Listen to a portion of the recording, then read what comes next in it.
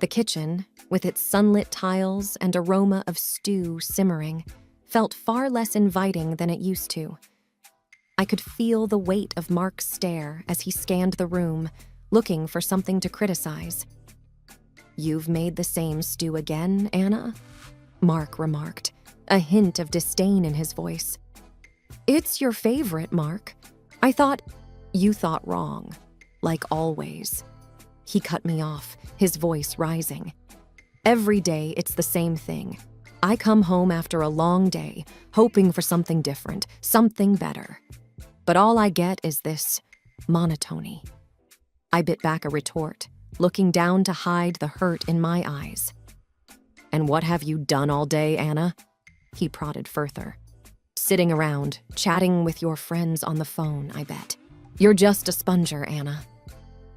I felt my face flush with embarrassment and anger. Before I could respond, Sarah entered the kitchen.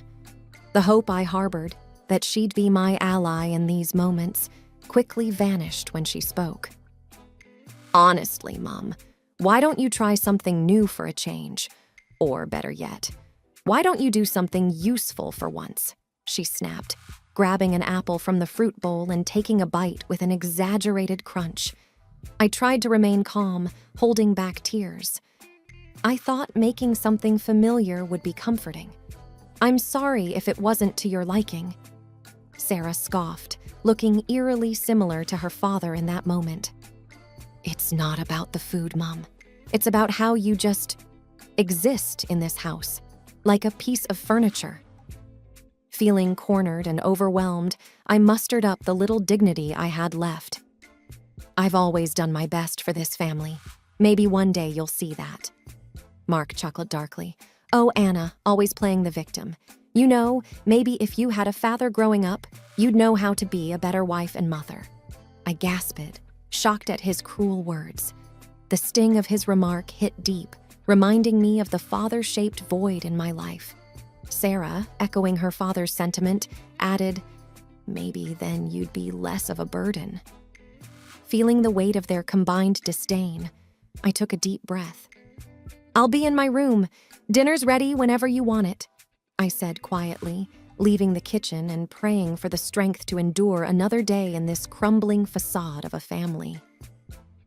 Days turned into weeks, and the atmosphere at home remained tense. Sarah was out more often than not, and when she was home, she spent most of her time locked in her room. Mark, on the other hand, became increasingly distant, coming home late from work and sometimes not at all. One day, as I was heading to the local market, I saw something that stopped me in my tracks. Just around the corner from our home, there was Mark, laughing and talking with a younger woman. They seemed close, too close. Their body language spoke volumes. I watched, hidden behind a tree, as they shared a tender kiss. The air felt heavy, and my heart raced. This was my husband, the man I had given my life to, and here he was, betraying our vows. The weight of this realization made my knees weak, and I quickly turned and headed home, my mind racing. As soon as I entered the house, I was met with Sarah's cold stare. "Where were you?" "Took you long enough," she commented snidely. "I saw your father," I replied, trying to maintain my composure. "Oh, with his secretary. I've known for months. But who cares? At least he's happy."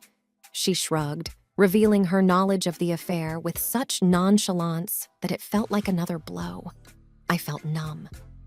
My own daughter knew and didn't care. "Sarah, how could you hide this from me?" She rolled her eyes. "Because it's none of my business, or yours for that matter. Maybe if you were more interesting or tried harder, he wouldn't need someone else." The pain of her words was sharp, but I was determined not to let her see me crumble. "Your father and I are going to have a talk when he gets home." She smirked. "Good luck with that." Hours seemed to drag by. When Mark finally walked through the door, he looked surprised to see me waiting for him. "Anna, what's this all about?" "Who is she, Mark?" I demanded. He hesitated, looking momentarily caught off guard, then sighed. I was going to tell you, Anna. It wasn't the right time. So there's a right time to tell your wife you're cheating on her? My voice cracked despite my best efforts to sound strong. Mark rubbed his temples. Look, Anna, things haven't been great between us for a long time. She makes me feel alive again. I felt like I was being torn apart. And what about me, Mark? What about our marriage? Our family? It's not just about you, Anna, he shouted back. It's about me and what I want. Maybe if you'd been more supportive or understanding, things would be different. The weight of everything crashed down on me. The loveless marriage, the estrangement from my daughter, and now, the final blow, Mark's betrayal. But I wouldn't let them see me broken. I've done nothing but support this family, I whispered, feeling tears sting my eyes. But I won't be your doormat any longer, Mark. I want a divorce. His face paled. You can't be serious. Watch me, I replied, gathering a newfound strength from deep within. The atmosphere was thick with tension. Mark looked at me, truly seeing me for the first time in what felt like years. He didn't say anything more. He just turned and went to our room. I looked around the house where I had spent the best years of my life, and realized that it wasn't my home anymore. The final straw had been drawn. It was time for a change. Moving into my mother's old house wasn't easy. The memories of her surrounded me, and sometimes I felt her presence so vividly it was as though she was still with me. I would hear her laughter in the creaks of the wooden floors, or see her reflection in the old mirrors. However, over time, the pain of her absence became a comforting presence. I slowly began to fill the rooms with my own energy and found solace in the home I had once shared with her. One afternoon, as I was cleaning the attic, dusting off old memories and tidying away the remnants of the past, there was a knock at the door. A firm, steady knock that seemed out of place in my quiet world. I hurried downstairs and opened the door. Standing there was an elderly man, dressed in a finely tailored suit, looking a little out of place amidst the simplicity of the neighborhood. "Can I help you?" I asked, a bit puzzled. The man cleared his throat. "Are you Anna?" I nodded. "Yes, I am. Who are you?" He took a deep breath. "I'm Richard. I knew your mother. We were close once." I looked him up and down, searching my memories for any mention of a Richard. Nothing came up. "I'm sorry, but I don't recall my mother mentioning a Richard." He looked pained but nodded. "She wouldn't have. Our parting was not amicable. I'm actually your father, Anna." The world around me seemed to blur, and I stumbled back a step. "What? That's impossible. My mother would have told me." Richard's eyes softened, filled with a mixture of pain and regret. "She had her reasons, Anna. I wish she had told you, but she chose to keep it from both of us." I felt a rush of anger. "And why should I believe you?" Richard sighed and reached into his coat pocket, pulling out an old photograph. It was a picture of a young couple, very much in love. The woman was unmistakably my mother, and beside her was a younger Richard. They looked happy, their smiles genuine. "I kept this with me all these years," he whispered, handing it to me. The photograph felt heavy in my hands. "Why now? Why come here after all these years?" Richard looked down, a tear escaping his eye. "When I learned about your mother's passing, I started looking for you. I wanted to know my daughter." I leaned against the doorframe, feeling overwhelmed. "This is a lot to take in." He nodded. "I know, and I'm sorry for dropping this on you so suddenly. I wanted to meet you, get to know you." I looked into his eyes, searching for sincerity. They were the same shade as mine, a fact that didn't escape me. After what felt like hours, I nodded slowly. "Okay, come in." Richard smiled, relief evident on his face. "Thank you, Anna." As we sat in the living room sipping tea, Richard told me stories of his time with my mother, how they had met, the adventures they had shared, and the love they had felt. It was a bittersweet experience, hearing about the life my mother had before me.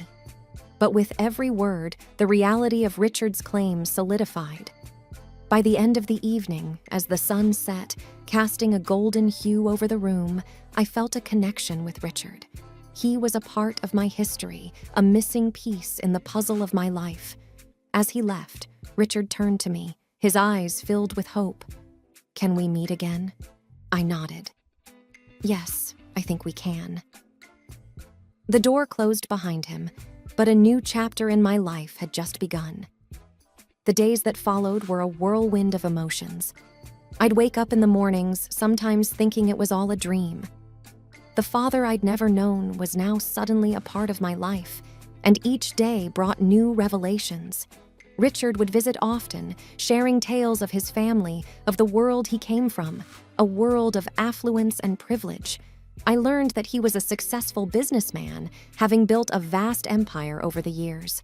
Despite all his success, he often mentioned a void, a piece of him that always felt missing.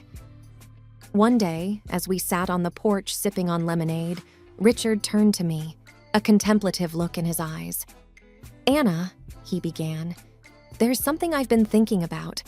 I want to meet Sarah, my granddaughter." I hesitated. Sarah hadn't been in touch since I left, and the thought of reconnecting with her felt daunting.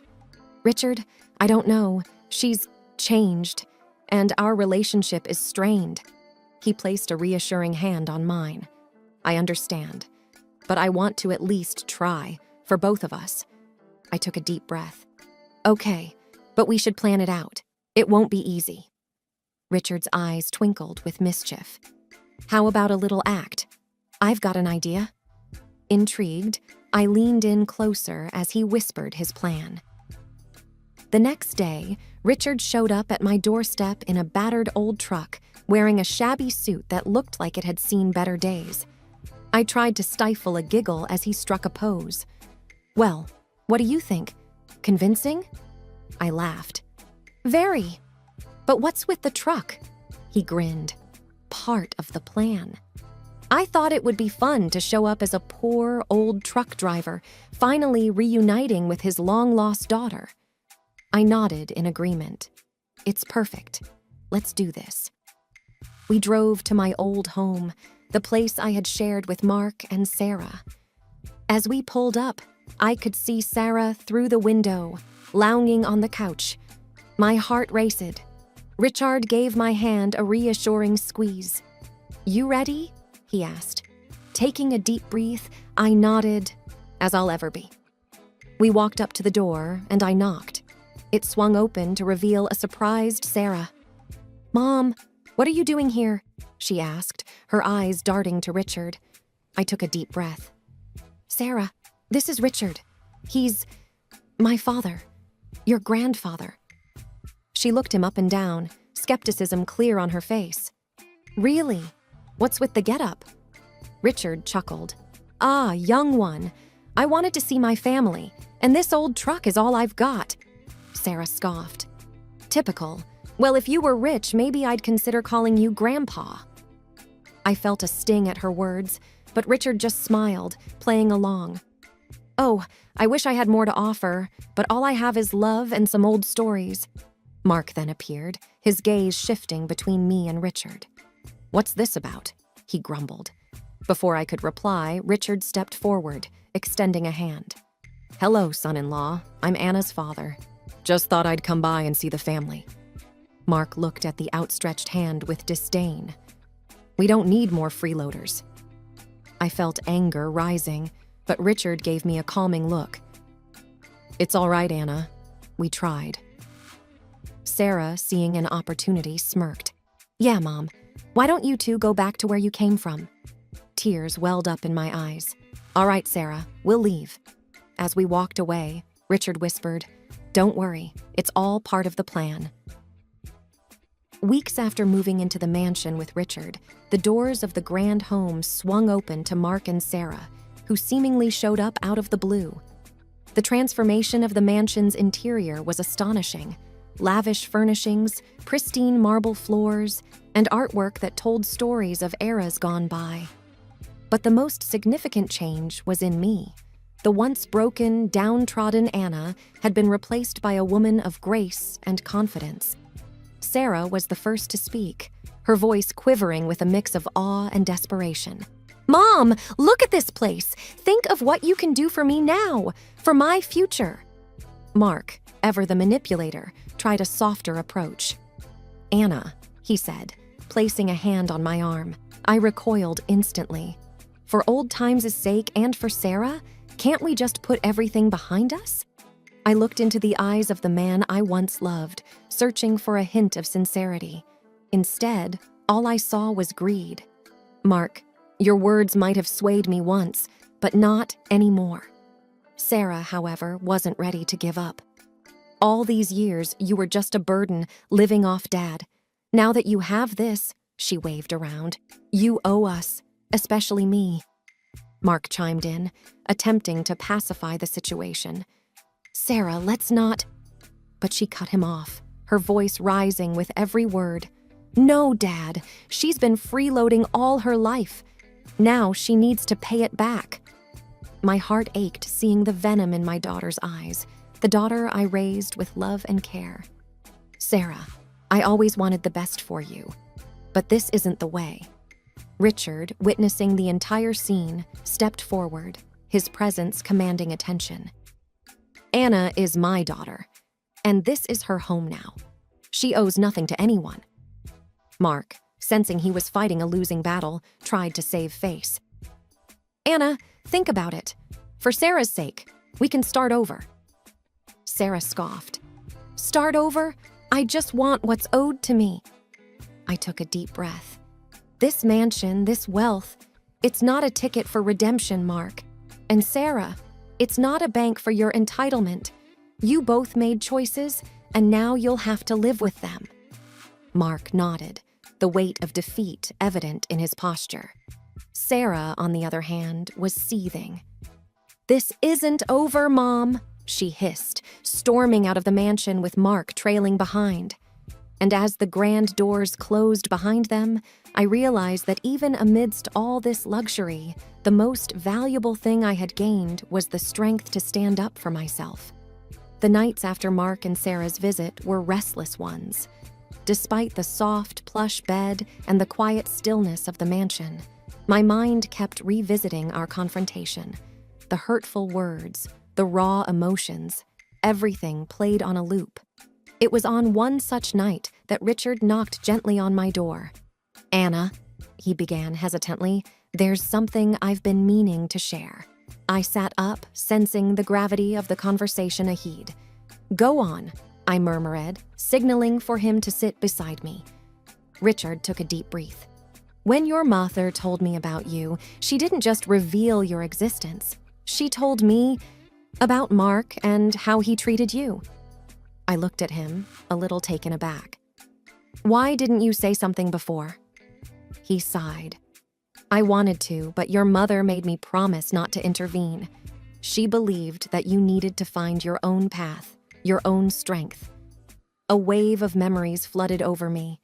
All the times I had felt isolated and trapped in my marriage, wanting an escape.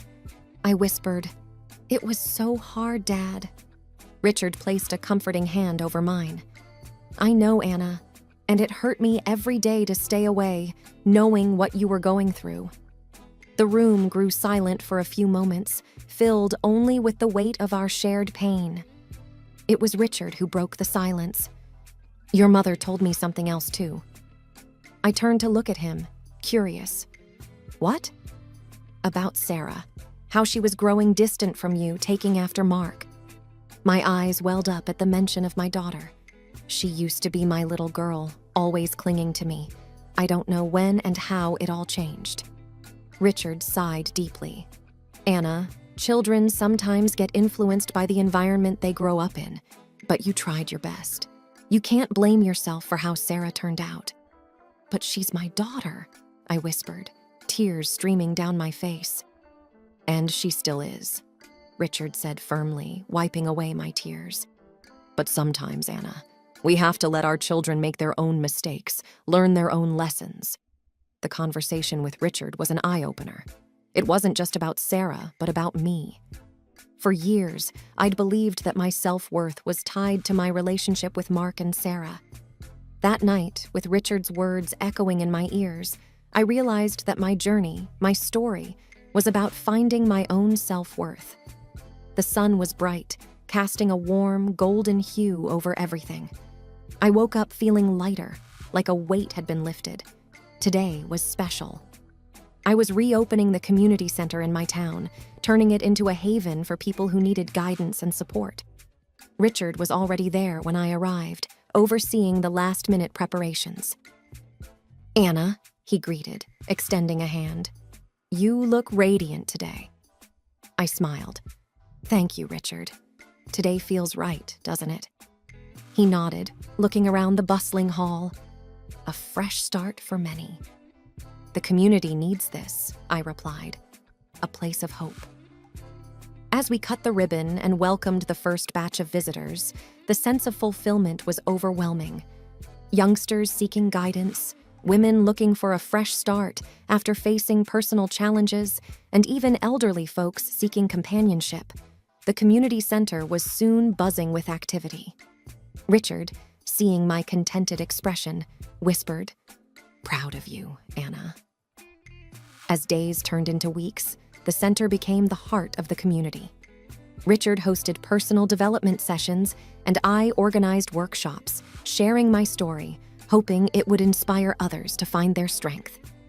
One evening, as the sun set, casting the sky in hues of orange and pink, I stood at the balcony of the mansion, reflecting on the journey. The pain, the betrayals, the moments of despair, all leading to this moment of contentment. Richard joined me, his presence comforting as always. "You've come a long way, Anna," he said, looking into the horizon. "I have," I replied, "but I couldn't have done it without you." He smiled. "Here's to new beginnings." As we stood there, side by side, it was clear that the future was promising. The past was just that, the past. It was time for new memories, new experiences, and most importantly, new beginnings.